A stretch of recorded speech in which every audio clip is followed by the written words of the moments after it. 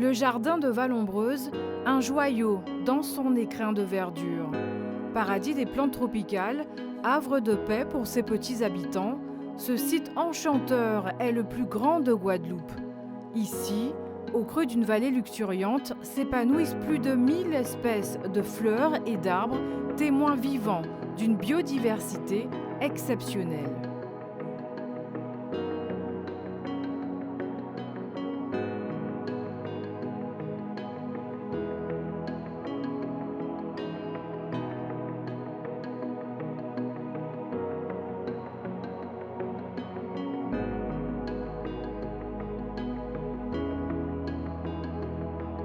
Vallombreuse, c'est l'œuvre d'une vie, celle d'une passionnée, une magicienne de la nature.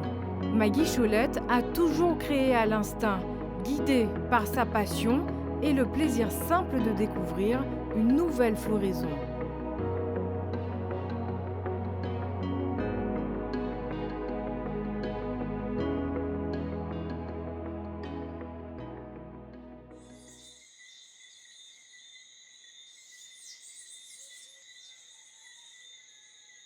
Cette citation aurait pu être la sienne. Quand Maggie Cholette ferme ses yeux, le jardin de Vallombreuse se dévoile à son âme. Quand je viens de bonne heure comme ça, quand tu fermes les yeux et que tu fais comme un aveugle en fait, hein, et que tu ressens tout ce que la nature t'envoie, t'insuffle, les bruits qu'il y a, c'est phénoménal quoi. Tous les oiseaux qui se lèvent, qui chantent, qui s'appellent, qui se donnent des ordres aussi, peut-être qui s'engueulent aussi, comme le matin quelquefois quand tu prends le travail, c'est peut-être pas toujours facile. Les bisous, les bonjours, l'amitié, pas l'amitié aussi, il doit y avoir de tout là-dedans. Pourtant, Maggie n'était pas destinée à arpenter les vallées ombragées de Cabout, ancien nom de ce lieu-dit durant 45 ans. Un CAP de sténo dactylo en poche, cette ancienne secrétaire a délaissé papier, machine à écrire pour son rituel matinal. Il faut que tout soit magnifiquement présenté et que toutes les fleurs soient mises en valeur le plus possible. Donc il faut tailler, il faut enlever les petites parties qui ne sont pas bonnes. Par exemple, voilà, on enlève ça et on va le jeter plus loin. Et les plantes, elles te disent merci parce qu'elles apprécient. C'est comme un beau maquillage ou comme c'est un lifting, hein, les plantes repartent encore plus d'attaque.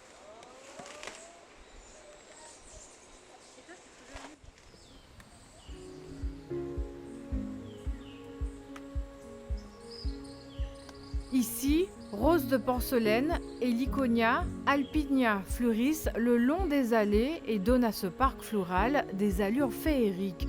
Vallombreuse, c'est plus de 1000 espèces et variétés d'arbres et de fleurs exceptionnelles comme la fleur chauve-souris.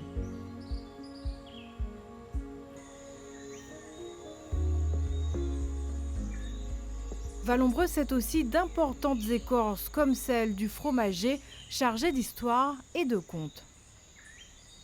C'est une plante emblématique de toutes les Antilles qui se propage parce que le fruit donne un capoc qui était utilisé par les Indiens pour faire des matelas, des oreillers, etc. Il y a énormément de bêtes qui viennent sur ces branches et à une certaine heure de la nuit, il faut qu'ils soient repartis, sinon ils vont pas pouvoir se rechanger et devenir un homme.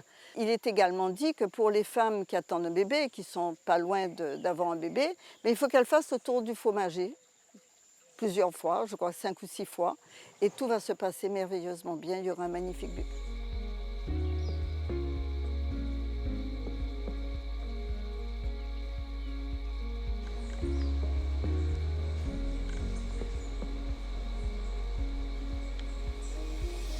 Un côté pile, un côté face. L'histoire de ces arbres est aussi la nôtre.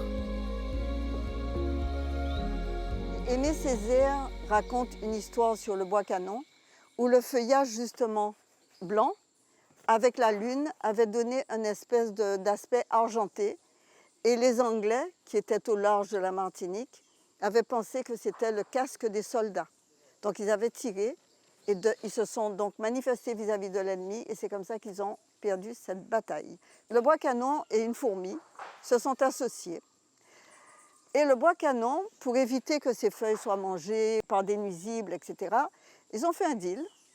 Et le bois canon, à l'intérieur est creux. Il a fait des galeries et des petits appartements. Et les fourmis vivent là-dedans. Et le bois canon n'a pas donc de prédateurs qui puissent manger ses feuilles.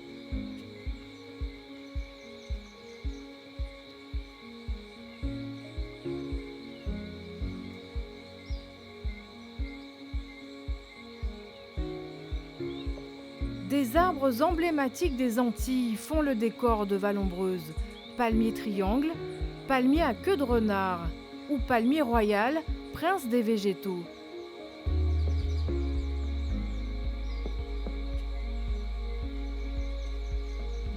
À Vallombreuse, on trouve aussi des arbres très rares, tels que le canon de Boltry ou l'arbre pomme-éléphant. C'est très prisé par les éléphants et les écureuils. Alors, en Guadeloupe, je crois qu'il n'y en a que deux. Un sur Basse-Terre et un ici à Vallombreuse. C'est une plante un peu rare. Et si vous ouvrez le fruit à l'intérieur, pour ceux qui connaissent la barbadine, ça ressemble. Mais alors l'odeur, je ne vous dis pas, hein, ça vous fait fuir à des kilomètres. Des odeurs de fruits, de fleurs qui surprennent sont disséminées sur plus de 2 km de balade en pleine nature.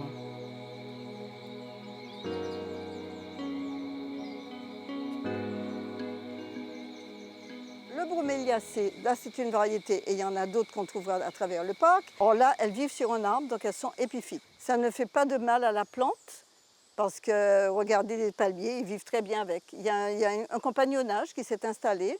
Je t'aime moi non plus, voilà, hein, et puis on fait notre vie. Il y a ce petit broméliacée qui pousse donc aussi bien sur un arbre que dans la terre, hein, et qui sert de banc pour les grenouilles. Pourquoi? C'est parce qu'il y a un petit récipient qui garde l'eau et quand vous le prenez, eh bien, il y a plein de grenouilles là-dedans. Vallombreuse raconte à travers sa faune, ses colibris, ses paons, sa riche flore et non sans une pointe d'humour notre quotidien, mais encore faut-il connaître les codes.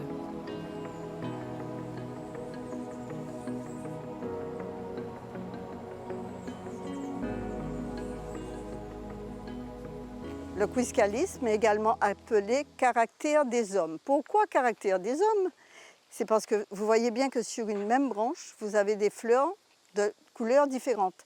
Il paraît que les hommes, c'est très changeant. Ça change de caractère tout le temps. C'est terrible. Mais il y a une botaniste féminine qui a décidé qu'il ne s'agissait pas de faire qu'un caractère des hommes pour montrer que les hommes avaient un caractère un peu changeant. Elle a donc créé un caractère des femmes avec un hibiscus mutabilis, qui est de la même manière blanc, rose, rose foncé. Voilà, donc pas de jalousie, nous avons tous un mauvais caractère, n'est-ce pas?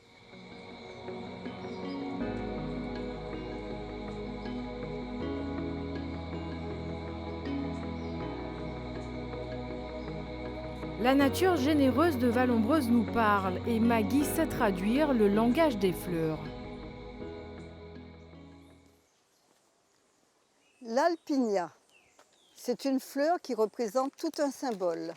En dehors du fait que c'est une fleur qui rentre dans la composition des bouquets et donc qui s'offre, elle a un symbole parce qu'elle représente la maternité. Pourquoi elle représente la maternité? C'est qu'à l'intérieur de la fleur, à partir d'elle-même, vont naître des petits plants. Par exemple, si j'enlève ce plant, vous avez la racine qui démarre, le petit rhizome. Si vous plantez, ça va pousser. Et une autre configuration de cette même mère de famille, si on peut dire ça, c'est que celle-là, par exemple, vous avez un départ de petites feuilles. Et il faut savoir également que c'est une fleur qui est cultivée à Madagascar, de laquelle il tire une essence, l'essence d'émeraude, qui va rentrer dans la composition d'un parfum très connu et très apprécié de nous, les femmes.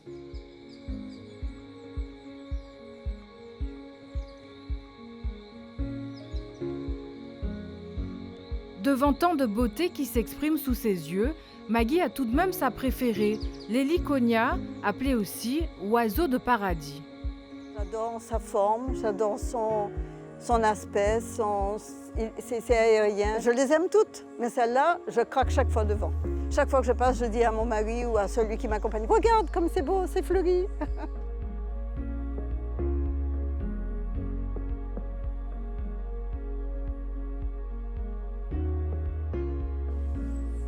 Collectionneuse dans l'âme, Maggie partage une histoire avec chacune des espèces du jardin de Vallombreuse qui viennent de Martinique, Jamaïque, Saint-Barthélemy, Nouvelle-Orléans. Il y a plus de 1000 à 1500 variétés, espèces sur Vallombreuse. Les plantes viennent d'un peu partout. Je vais te raconter une anecdote, par exemple, pour l'héliconia guyane. C'est un héliconia qu'en passant, on aperçoit dans un champ en Guyane. On s'arrête, il y avait du monde, on leur demande c'est quoi comme plante, un héliconia. Est-ce qu'on peut avoir quelques plants? Ah, vous pouvez vous servir. Donc on a pris une dizaine de plants d'héliconia. Après, tant que la législation l'a permis, eh bien, on rentrait avec des petites plantes. Je crois qu'il y a eu des petits accidents quelquefois où la plante s'est trouvée malencontreusement prise entre deux chemisiers. Oui, ça arrivé, c'est arrivé. Mais Vallombreuse n'a pas toujours été riche d'espèces et cette idée de parc floral, Maggie ne l'avait pas du tout imaginée avec sa famille, surtout à cette époque en Guadeloupe.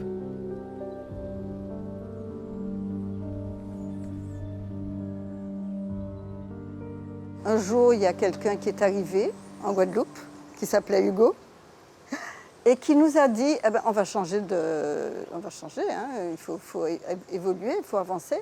Donc il a tout détruit. Face aux dégâts, qui étaient quand même incroyables, réouvrir l'exploitation florale, il aurait fallu attendre que les arbres prennent du feuillage, etc. Et ça faisait beaucoup de temps, les plantes en dessous brûlaient, etc. Donc on s'est dit, ça commençait à changer au niveau touristique. Nous avions des touristes qui venaient dans l'arrière-pays, parce qu'avant, jusqu'à Hugo, hein, les touristes allaient plage, hôtel, soleil, mais l'arrière-pays, on ne les voyait pas, on ne les connaissait pas du tout. Or, depuis 1 an ou 2, ils venaient visiter l'exploitation florale. Ils étaient complètement émerveillés par la hauteur des roses de Porcelaine qui faisaient quelquefois 2 mètres de haut, des feuilles de 7-8 mètres de haut. Ils disaient, mais c'est pas possible. Donc on s'est dit, mais pourquoi ne pas valoriser justement ce côté naturel qui est toute la richesse horticole et naturelle que nous avons sur les Antilles françaises et sur la Caraïbe en général. Revaloriser la filière horticole, en mai 1990, coup de pouce de la vie, l'inauguration se déroule en présence du ministre de l'Agriculture de l'époque, Henri Nallet. L'ouverture officielle se fera en juillet. Après le cyclone Hugo, Maggie et son mari rapportent plantes et arbres de Porto Rico pour cette nouvelle aventure. Le parc floral débute avec des anthuriums et des hybrides. Puis viennent les alpinias rouges, roses, doubles, les roses de porcelaine, des fleurs cultivées en Guadeloupe qui seront aussi exportées vers l'Hexagone et la Belgique.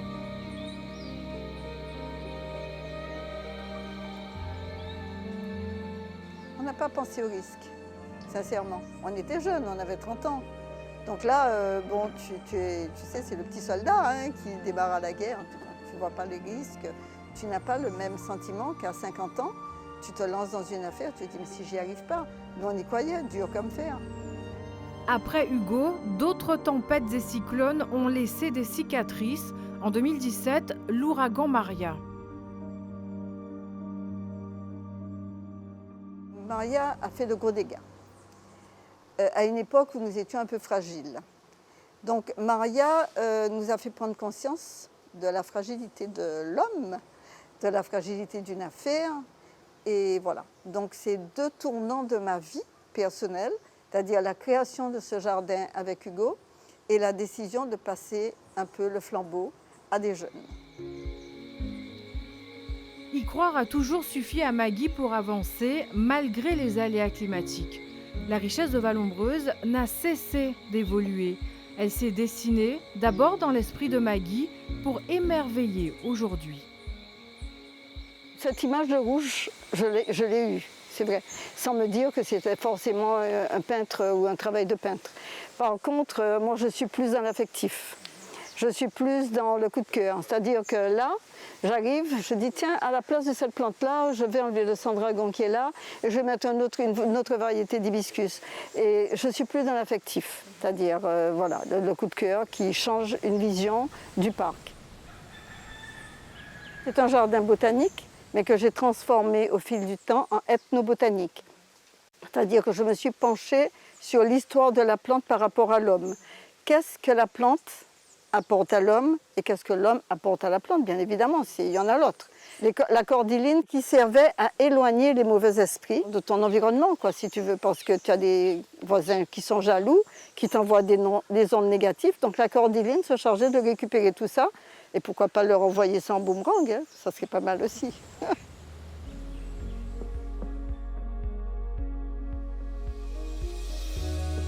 Délicatement, Vallombreuse s'offre comme une université à ciel ouvert. Tous ses occupants, aussi petits soient-ils, y contribuent, les abeilles, les colibris, les rouges-gorges, les paons, pas farouches pour un sou, et tous ceux qu'on ne voit pas, mais qui travaillent pour que la nature se porte bien et nous aident, nous, les hommes, comme le fait le pandanus.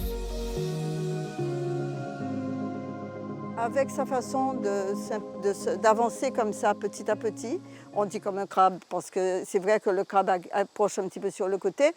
Il a ses racines qui descendent dans le sol, et puis il y a un nouveau bouquet qui sort, et ça permet au sol d'être structuré et d'être conservé en l'état. Quand par exemple il y a un mauvais temps, souvent, c'est grâce à la mangrove et au palétuvier que tout ne s'en va pas. L'importance des arbres dans notre quotidien, mais aussi l'utilité des plantes au pouvoir insoupçonné parfois.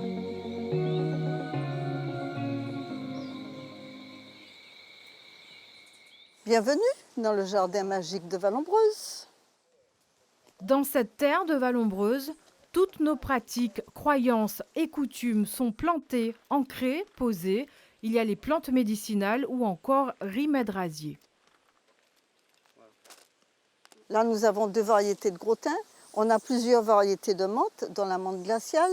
Nous avons du gingembre, nous avons de l'anis, nous avons du doliprane. On a un peu plus loin de l'éphégalgan. Ça vous parle en tant que médicament, alors que nous l'avons dans la nature. Dans la nature de Vallombreuse, il y a aussi des plantes au nom moins connu, mais à la réputation qui n'est plus à faire. Alors, je voulais vous parler d'une plante qui est assez amusante, parce que quand on était enfant, nous les jeunes filles, on prenait une feuille, on notait là-dessus le nom de notre copain, on la mettait dans un livre, et si elle fleurissait, ça allait marcher. Si elle ne fleurissait pas, on n'avait plus qu'à se mettre à pleurer, c'était mieux. Alors on le faisait aussi pour les examens, si on avait gagné ou pas gagné, enfin voilà. Et en même temps, c'est une herbe qui s'appelle herbe maltaite, parce qu'on applique sur le front, elle soulage des migraines. Des secrets, à chaque recoin, ce jardin magique en cache. Nous avons là une plante qui s'appelle neuf chemises. C'est un draconturme. Et c'est beaucoup utilisé chez les marabouts, gardés des affaires. Il faut prendre un petit morceau de la plante pour des bains ou pour d'autres utilisations, mais particulièrement des bains, comme beaucoup d'autres plantes qui sont utilisées pour se laver. Par exemple, à Pâques, le bain des marées, quand on passe le carême et qu'on on fait des bains particuliers, et ça sert à ça. Par contre, il est dit que quand vous prenez un petit bout de cette plante, il faut mettre un petit nickel. Donc souvent, quand vous passez chez certaines personnes, vous voyez une plante dans un pot avec plein de petits nickels autour, c'est ça. La magie de Vallombreuse, c'est aussi de savoir observer ce jardin qui s'offre à vous au gré des humeurs du temps et de l'heure.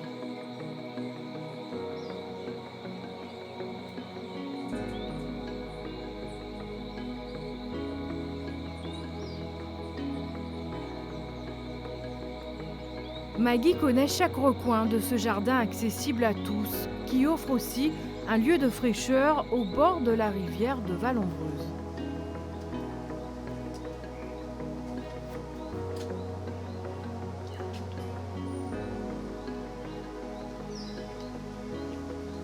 La rivière est tout autour de nous. C'est elle qui limite, fixe les limites des jardins de Vallombreuse. Elle remonte jusqu'à une cascade qui s'appelle le Saut de Vallombreuse, qui est répertoriée comme ça. Et donc, elle redescend jusqu'à la mer, bien évidemment. Alors, c'est une rivière qui monte beaucoup. Elle dépasse les cailloux quand elle déborde. C'est très, très important. Et on a tout autour de nous la base de toute la forêt primaire de bord de rivière, avec fougères, petites plantes, etc. Après plus de 30 ans passés dans ce jardin, Maggie s'apprête à passer le relais. Vallombreuse reste dans la famille Cholette. Franck, son neveu, est désormais le nouveau gardien. Cet espace, c'est aussi son enfance.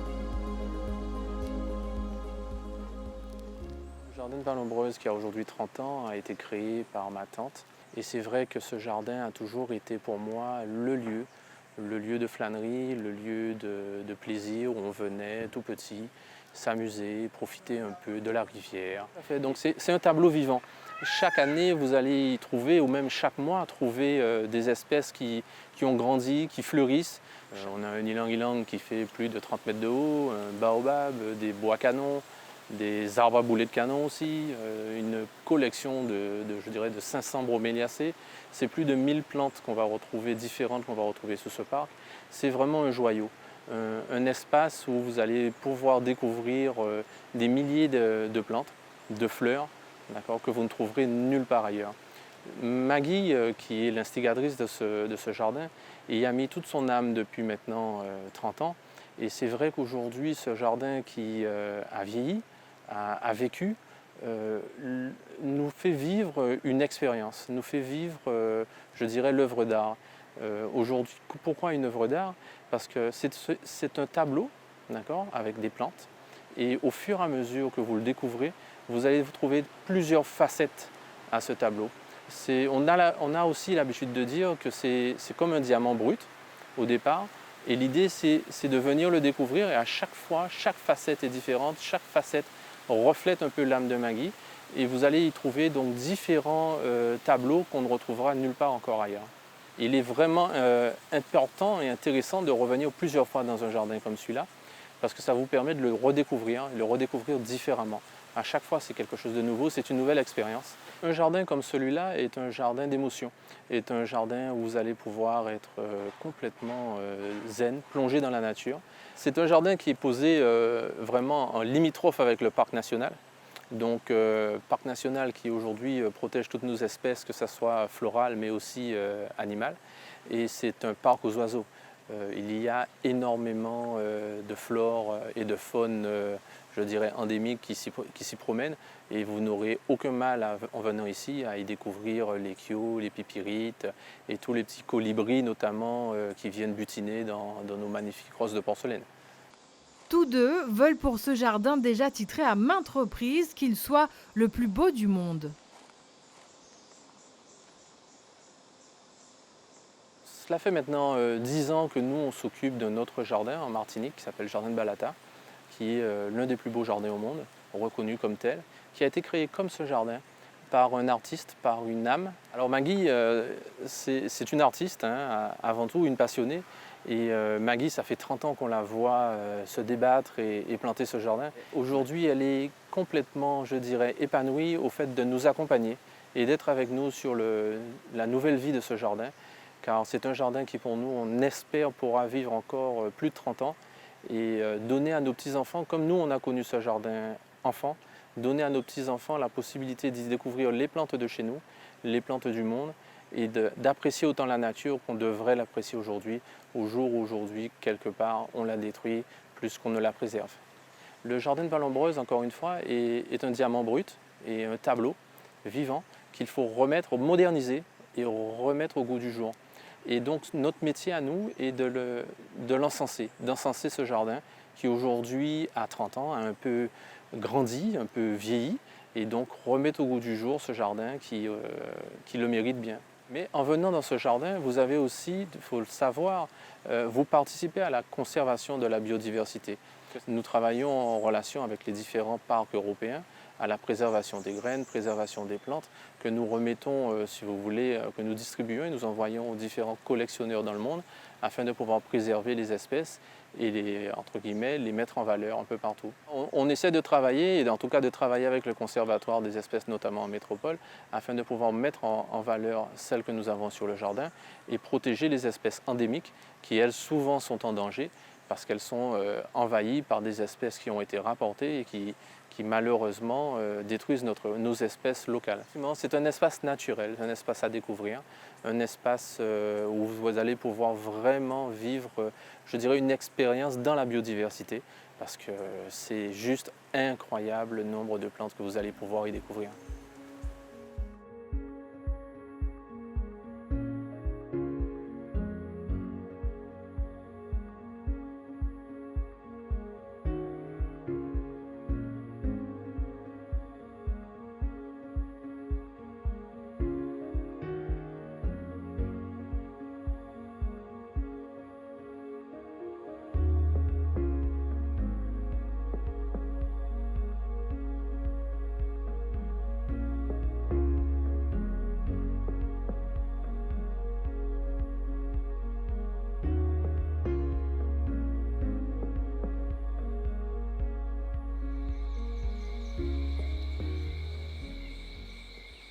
C'est un avenir qui ravit Maggie. Elle referme une page de son histoire, mais pas celle du jardin de Vallombreuse, à qui ce petit bout de femme souhaite de vous émerveiller encore avec ses couleurs, ses espèces rares, ses secrets, ses ambiances, ses connaissances, mais surtout son utilité pour nous. Ce que je souhaiterais laisser comme message à ceux qui m'écoutent, aux générations futures et aux visiteurs des jardins, c'est qu'il faut savoir écouter un peu plus la nature, les beaux messages que cette nature peut nous faire passer, de tolérance, de respect, de gentillesse l'un envers l'autre, la solidité d'une amitié, l'écologie, surtout le devenir des espaces comme ça, des espaces verts, le bien-être qu'ils peuvent apporter à tous ceux qui peuvent aller le visiter, ça sera merveilleux. Maggie espère enfin que ce jardin cher à son cœur saura transmettre ses valeurs de respect, de patience, de tolérance. Et pour tout cela, elle lui dit merci.